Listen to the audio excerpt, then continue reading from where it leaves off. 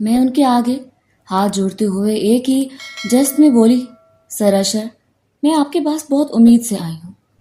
میں اپنی ماں سے وعدہ کر کے آئی ہوں کہ میں اس مسئلے کا حل نکال کر لاؤں گی۔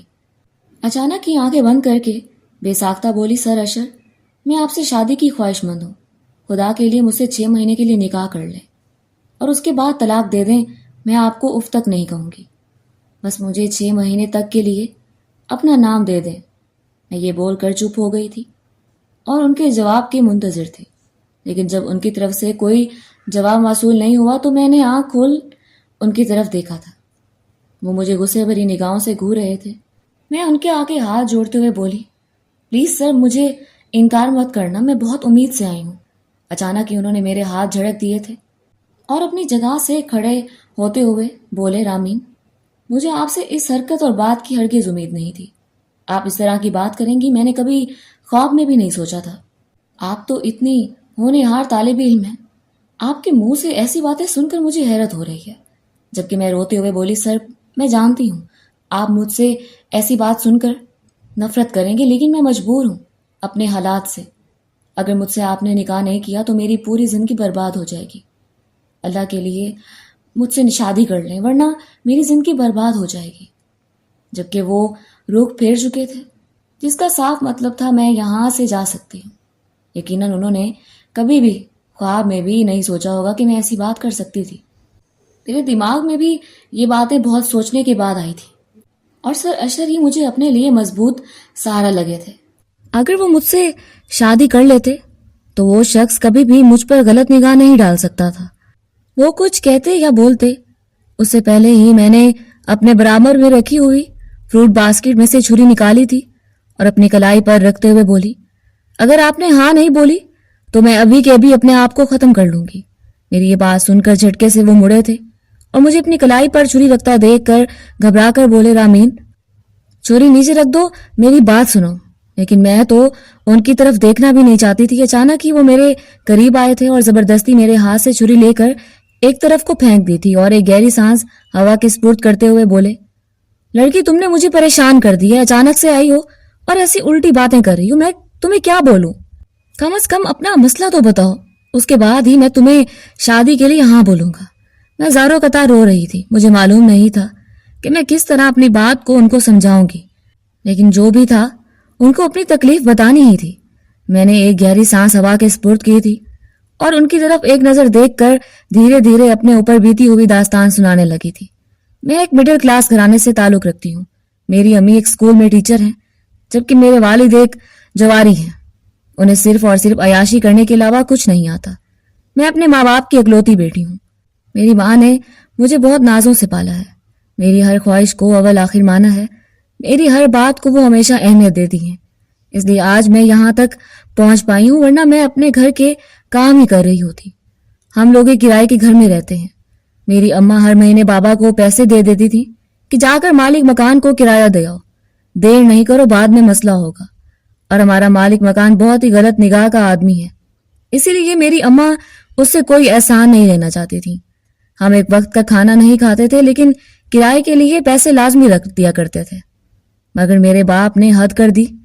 6 مہینے تک وہ کرایہ کھاتے رہے، جا کر پیسے جوئے میں لگا دیا، اور اب مالک مکان ہمارے سر پر آ کر کھڑا ہو چکا ہے کہ میرا کرایہ ادا کرو ورنہ تمہارا سامان ضبط کر لوں گا، اور ساتھ میں تمہاری لڑکی سے شادی بھی کروں گا۔ جبکہ وہ آدمی بڈھا ہے، اس کی عمر 55 برس ہے، لیکن وہ شیطانی طبیعت کا انسان ہے۔ اس عمر میں تو لوگ اللہ اللہ کرتے ہیں، لیکن وہ آدمی صرف اور صرف نظر بازی کرتا ہے۔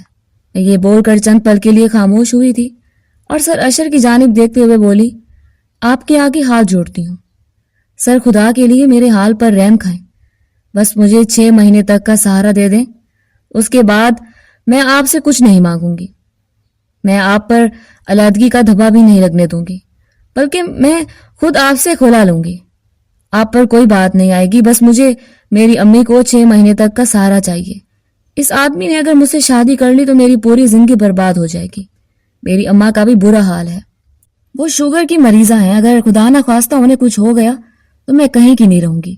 جبکہ سر میری تمام باتیں سن کر بے ساختہ بولے تھے، رامین، تم اتنا پریشان کیوں ہو رہی ہو بیٹا، ہم پولیس کیس کر دیتے ہیں اور اس آدمی کو اندر کروا دیتے ہیں. ہاں تم اس کے پیسے لازمی دینا لیکن کچھ مہلت مانگ لیتے ہیں.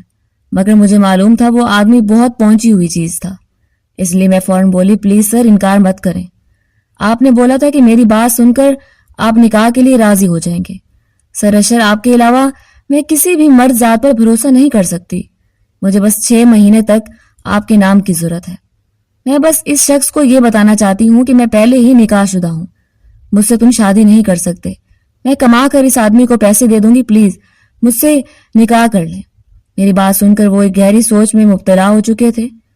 چند پل بعد انہوں نے سر اٹھایا تھا اور مدھم لہجے میں بولے میں نکاح کا انتظام کرتا ہوں جب تک تم اپنی والدہ کو اطلاع کر دو اور یہاں بلا لو. ان کی بات سن کر میں نے سکون کی سانس خارج کی تھی. میرا مسئلہ اب حل ہو سکتا تھا. اس شخص سے میری جان چھوٹ سکتی تھی. بے شک میری عمر 18 برس تھی اور سر کی عمر 35 برس تھی، لیکن مجھے پورا یقین تھا کہ میرا معاملہ اب آرام سے حل ہو جائے گا. میں نے اماں کو فون کر کے فلیٹ ہی بلا لیا تھا. مولوی صاحب آ چکے تھے. اماں مسلسل مجھے سمجھانے کی کوشش کر رہی تھی کہ اس آدمی کی عمر زیادہ ہے، تم ایسی غلطی مت کرو، لیکن میں نے انہیں خاموش رہنے کا اشارہ کر دیا تھا. تھوڑی دیر بعد نکاح کا مرلہ طے پایا تھا اور میں اپنے تمام جملہ حقوق سر اشر کے نام کر چکی تھی. نکاح ہوتے ہی میری اماں میری جانب دیکھتے ہوئے بولی چلو رامین اس مالک مکان کو آگاہ کر دیں تاکہ وہ تھوڑا ٹھنڈا ہو جائے. جبکہ سر اشر کھڑے ہوتے ہوئے اور اماں کی جانب دیکھتے ہوئے بولے ماں جی آپ کی بیٹی نے میری ایک بار بھی بات نہیں سنی. زبردستی اس نے نکاح کیا ہے اور 6 مہینے کا مجھ سے معاہدہ کیا ہے جس پر میں راضی ہو گیا ہوں. لیکن میں آپ کو پیسے دے دیتا ہوں، آپ اس مالک مکان سے مکمل جان چھڑوا لیں اور 6 مہینے تک تم مجھے کما کر میرا پیسہ لوٹا دو. تب تک تم میرے گھر میں رہو گی کیونکہ اب تمہارا اور میرا نکاح ہو چکا ہے. میں تمہیں اس آدمی کے گھر ٹھہرنے کی اجازت نہیں دوں گا. جبکہ ان کا اچانک سے بدلنا مجھے حیران کر گیا تھا. وہ جو پہلے تھے اب ان کی آنکھوں میں موجود رنگ دیکھ کر میری ہوا خشک ہونے لگی تھی. میں نے اماں کی جانب حیران ہو کر دیکھا تو وہ بھی مجھے پریشان نظر آئیں. وہ فوراً بولی نہیں بیٹا میں ایسا کام نہیں کر سکتی. بس تم نے میری بیٹی سے نکاح کر لیا یہی بہت ہے. ہم اس گھر میں نہیں رہیں گے. تمہارا نام ہی چاہیے تھا جو میری بیٹی کو مل چکا ہے. اب وہ شخص زبردستی میری بیٹی سے شادی نہیں کر سکتا. 6 مہینے بعد ہم تم سے یہ نام بھی جدا کر دیں گے. تم پریشان مت ہو. جبکہ وہ فوراً اپنی جگہ سے کھڑے ہوئے تھے اور اماں کی طرف دیکھتے ہوئے صاف گوئی سے بولے تھے میں معافی چاہتا ہوں لیکن میں اپنی بیوی کو آپ کے حوالے نہیں کر سکتا.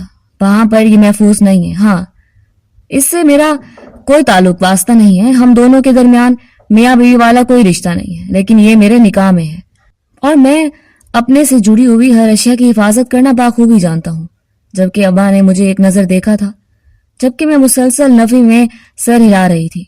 مجھے یہ کام بالکل بھی ٹھیک نہیں لگ رہا تھا. سر اندر گئے تھے اور الماری سے کیش نکال کر لائے تھے اور اماں کے ہاتھ میں تھما دیا تھا. میری اماں لینے سے انکاری تھی لیکن انہوں نے زبردستی پکڑا کر انہیں ہمارے گھر سے بھیج دیا تھا. جبکہ فلیٹ میں سر اشر اور میں ہی رہ چکے تھے. میں ان کی طرف دیکھتے ہوئے گھبرائے لہجے میں بولی سر یہ آپ کیا کر رہے ہیں؟ مجھے سمجھ نہیں آ رہا. ہم دونوں کے درمیان ایسی کوئی بات نہیں ہوئی تھی. آپ خود کو کیوں بھلکان کر رہے ہیں؟ میری ذمہ داری کیوں اٹھانا چاہتے ہیں؟ جبکہ وہ مجھے دیکھتے ہوئے بولے مس رامین ایسی کوئی بات نہیں ہے. آپ کو پریشان ہونے کی ضرورت نہیں ہے. یہ سب میں آپ کے لیے ہی کر رہا ہوں. واقعی آپ کی عزت وہاں محفوظ نہیں ہے. آپ ایک کام کریں یہ پیسہ مجھے کما کر واپس کر دیں لیکن آپ میرے گھر سے نہیں جا سکتی جب تک آپ میرے نکاح میں ہیں. اور جس دن میں آپ کو چھوڑ دوں گا آپ کے لیے میرے گھر کے دروازے کھلے ہوئے ہیں. اور اب میں بالکل خاموش ہو چکی تھی. میرے پاس کہنے کو کچھ نہیں تھا. انہوں نے صاف ہری جھنڈی دکھا دی تھی جس کا مطلب تھا کہ میں اب کچھ نہیں سننا چاہتا تھا. اور ان کی عادت میں شمار تھا کہ اگر وہ کسی چیز کے لیے بول دیتے تھے تو پھر وہ انکار ہرگز برداشت نہیں کر سکتے تھے. اور میں ان کی رگ رگ سے واقف تھی. آخر کو میں ان کی پسندیدہ شاگرد تھی اور وہ میرے پسندیدہ استاد تھے. انہوں نے مجھے اپنے فلیٹ کا دوسرا کمرہ دے دیا تھا.